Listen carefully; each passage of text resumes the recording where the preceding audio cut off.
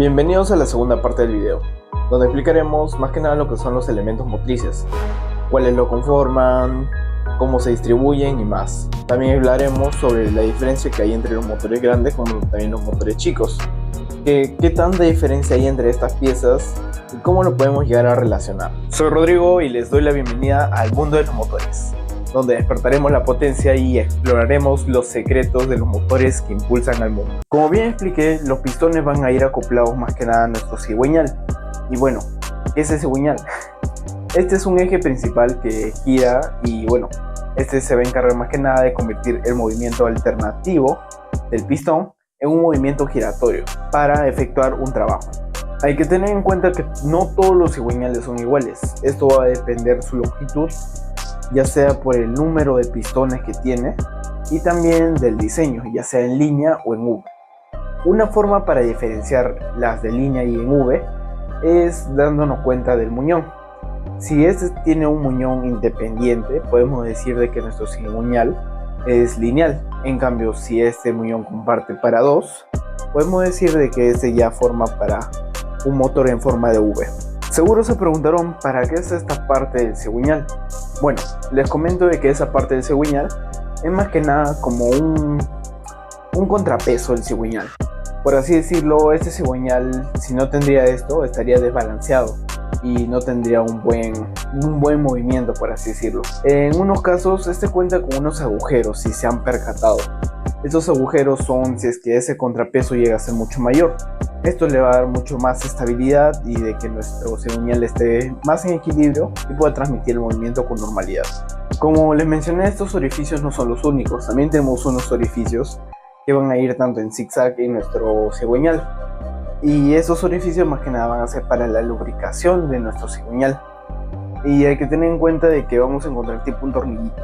Ese tornillito no lo vamos a sacar. Ese tornillo es más que nada como un tapón para así sellar todos esos conductos. Bueno, ahora sí es momento de explicar sobre nuestro cigüeñal. Este cigüeñal más que nada va a contar con sus muñones, como les mencioné. Estos grandes llegan a ser sus contrapesos. Y también que podemos mencionar los orificios de lubricación que podemos encontrar aquí, en todas partes más que nada para que este siempre esté lubricado. Otro más que podemos observar son sus chavetas. Y como les mencioné, al tener una chaveta significa que va a estar acoplado a un engranaje. Y un engranaje o una polea. Como les llegué a mencionar, nuestro árbol de leva siempre tiene que estar sincronizado con nuestro cigüeñal. Y ahí es donde va a ir nuestro engranaje para sincronizarlo. Llega a ser pesado. También tenemos estos agujeros que, como les mencioné, es más que nada para el balanceamiento. Se les llega a hacer, como les dije, para que tenga mayor estabilidad a la hora que gira, ya que el peso es, como les digo, es mucho mayor de lo que pensaba.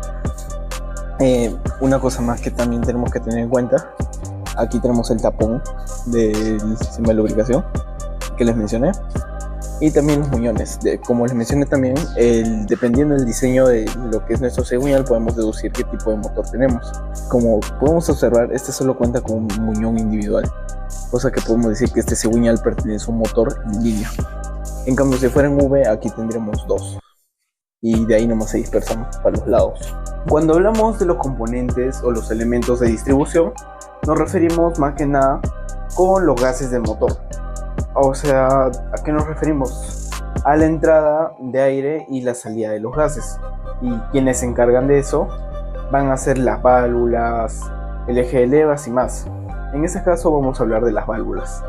Estos van a depender su tamaño, ya sea el tipo de motor y qué tan grande este sea. Vamos a explicar también unos videos cómo se pueden diferenciar, ¿no? Como tenemos de unas válvulas de un motor chico, como también unas válvulas de un motor mucho más grande.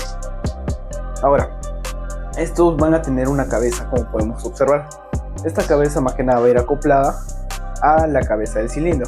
Esto va a sellar más que nada completamente la cámara de combustión. Dependiendo del tipo de motor que nosotros tengamos, este va a variar, ya que en caso de los motores más grandes van a tener una guía para válvulas, que es tipo un tubo donde va a ir más que nada el cuerpo de la válvula. Ahora, ¿para qué sirve esta guía de la válvula? Este va a evitar tanto lo que es que este se fracture como que también se doble. También vamos a mantenerlo en línea recta de nuestra válvula, evitando torceduras. Y además, por así decirlo, este va a evacuar el calor hacia la culata. Además, aquí se le suele colocar un retén en la parte superior de la válvula. ¿Esto para qué? Para evitar de que todo lo que es el aceite pueda fugarse y llegar a la cámara de combustión. Como mencioné, estos van a depender tanto de los diseños de los motores. Y bueno, los que tienen múltiples válvulas de admisión como también de escape cuentan con puentes o balancines, el cual van a transmitir el movimiento a las válvulas de admisión y de escape. Como les mencioné, tenemos las válvulas. Tenemos una válvula para la admisión, la entrada de aire, y otra para la salida de los gases. Y como podemos observar acá, más que nada cuenta con su resorte para que cuando se comprima vuelva a su posición inicial. Acá su tapa del seguro y el diámetro de la cabeza, ¿no? También como su longitud. Cabe recalcar de que el tamaño de la válvula va a depender también del tamaño del motor, porque si hablamos de un motor mucho más grande, tenemos a este gigante. Como podemos observar, su diámetro es mucho mayor, su longitud también.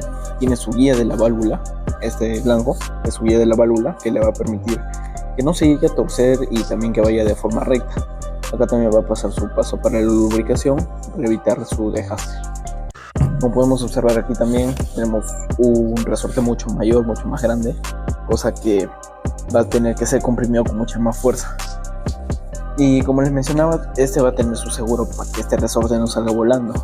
Y como pueden observar, es el de aquí, con la parte amarilla, que va a estar sujeto a la parte roja, evitando de que este salga volando. Y bueno, quien va a activar a este se va a encargar de nuestro robot de levas, que va a estar presionando y presionando. Este debe ser de un motor mucho más grande, incluso ya van a ser mucho mayores, porque si hablamos de motores que son para barcos, son incluso más grandes, o sea, puede decirse que es tamaño de una mesa incluso. De ahí tenemos el balancín, que conecta tanto las válvulas con el árbol de levas, convirtiendo lo que es el movimiento giratorio de lo que era el árbol de levas en un movimiento alternativo. Como les mencioné en principales videos, no todos estos motores van a tener, no cuentan con un árbol de levas dentro de la culata. Este árbol de levas puede estar ubicada tanto en el bloque. Y bueno, si está en el bloque, ¿cómo va a transmitir ese movimiento? Esto va a ser transmitida gracias a una varilla.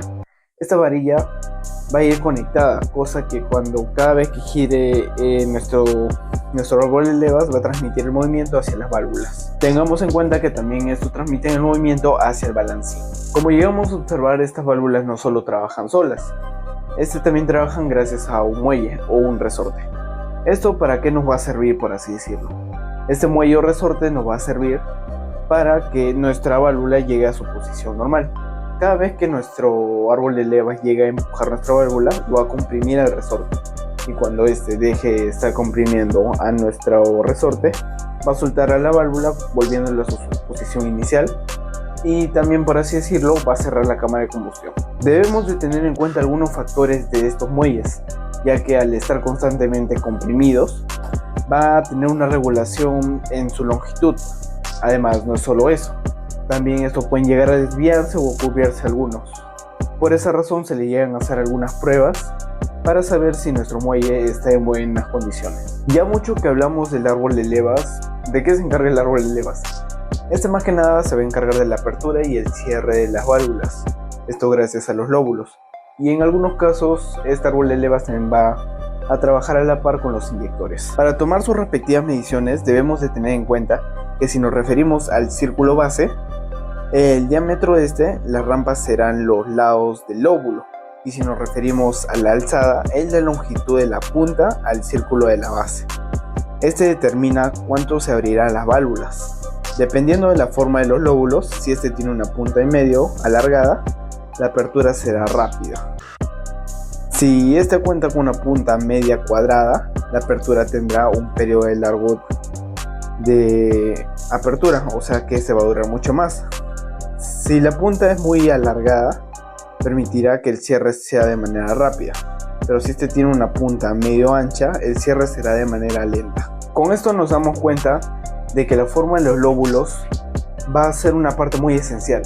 ¿Y eso por qué? Porque dependiendo cómo queremos que trabaje nuestro motor, ya sea aperturando mucho más o mucho menos nuestras válvulas, tanto como en su cierre, va a trabajar de una manera distinta. Aquí tenemos nuestro árbol de levas. Este es un árbol de leva chico, porque un árbol de levas grande es mucho más todavía. Bueno, ¿cómo lo podemos diferenciar? Más que nada, o ¿qué podemos observar en este árbol de levas? Es los lóbulos, que son estos que tienen forma de huevo. Y dependiendo de la punta, ya sea mayor o menor el tamaño, ese va a tener una mayor o menor apertura y cierre. Como les mencioné, estos también van a ir sujetos en estas partes, por eso es que vemos que son medio rayados. Y también acá tenemos una parte donde va a ir la chaveta.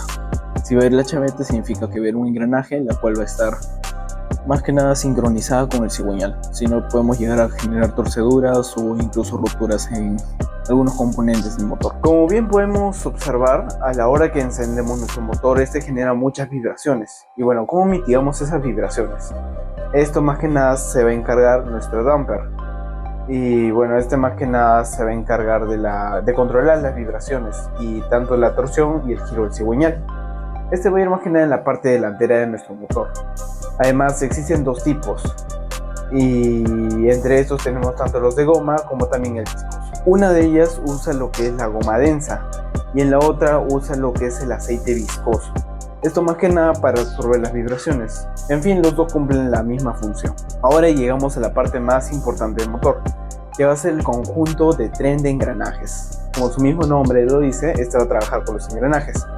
Estos van a ir perfectamente sincronizados de manera que todos trabajen simultáneamente para evitar que estos choquen entre sí. Esto lo que más se va a encargar es de que transmiten la potencia del cigüeñal a los componentes principales del motor.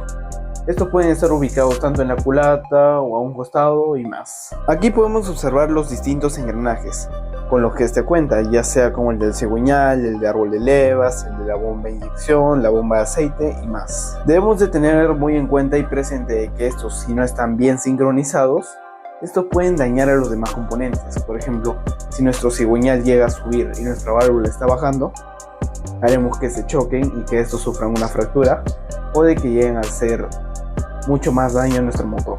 Como podemos observar, todos estos llegan a ser hechos por metales. Y como bien sabemos, si ponemos el metal con metal en fricción, estos sufren un gran desgaste. Y este desgaste ya lo podríamos arreglar de manera cambiándolas o reutilizándolas, ya sea arreglándolas esos componentes. Y bueno, nos podemos clasificar esto en diferentes niveles, tanto en los nivel 1, 2 y 3. Primero tenemos las de nivel 1. Estas son las de desgaste mucho más rápidos y no son reutilizables. Si vemos bien, estas piezas son mucho más chicas. Pueden ser tanto las guías, los sellos y otros. O sea, estos no son de mayor gasto. Si nosotros hacemos un mantenimiento a nuestro motor, tenemos que cambiarlos sí o sí. Luego seguimos con los de nivel 2. Su desgaste es mucho más lento. Y lo bueno es que podemos reutilizarlos, ya que se pueden arreglar en su mantenimiento.